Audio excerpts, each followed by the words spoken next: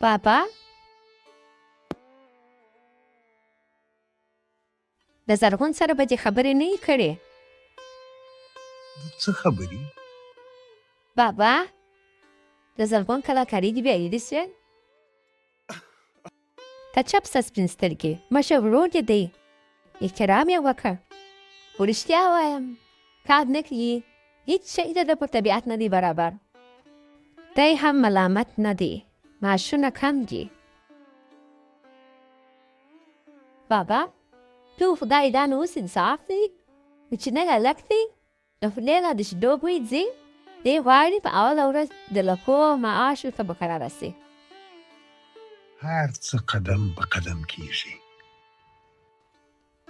زرغون هم دنیا پر سر نه ده اخیستې، منتظره دی. ولې هلک لیونی کوي؟ ژنورې هلک نه لیونی کوو، هلک پوهوو. هلک پوه دی خو کار نسته چې وکړي. د خدای کارونه ورته پیدا سوه، خو زرغون لالا وایي د دې معاش چند دی، د دې ځای سم نه دی، دا داسې دی، هغسې دی، بس نخرې ورسېدلي دي. بابا د ده امزولي ټوله خارج ته ولاړل، هلته یې پیسې وګټلې. دی بیچاره په کابل کې د لږو معاشو ته ناست دی. څه وه په خارج کې پیسې په ونو راځړېږي، ته به خارج ته تګ مفته دی. زه به خپل زر او زیور خرڅ کړم، په هغو پیسو بیا واستوم، موت خو نه استوم.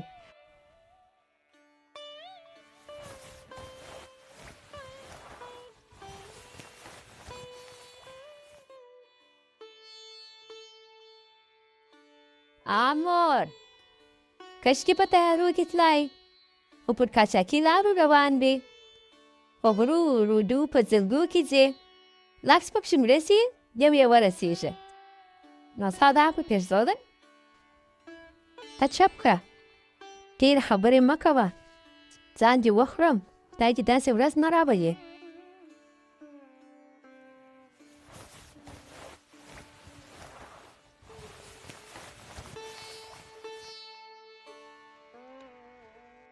سمه ده سمه ده، زه به له زرغون سره خبرې وکړم.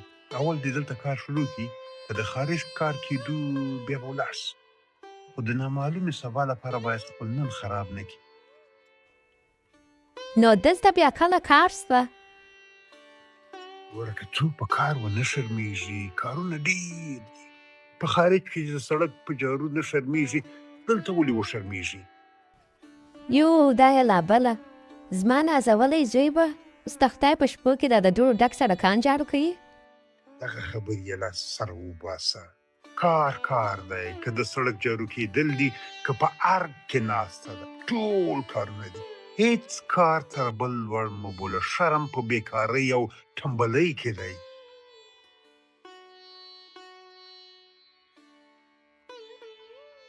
ته ودرې دا کتابچه راواخلم. دلته مې د درویش دراني یو شعر را سره لیکلی و. هغه څه ښه وایي: پښې یې په خپله مځکه ټینګې لکه ونه نه کړې، پردي وطن ته په روزي پسې ساده روان دی. واه واه بابا، بیخي څه دې وویل.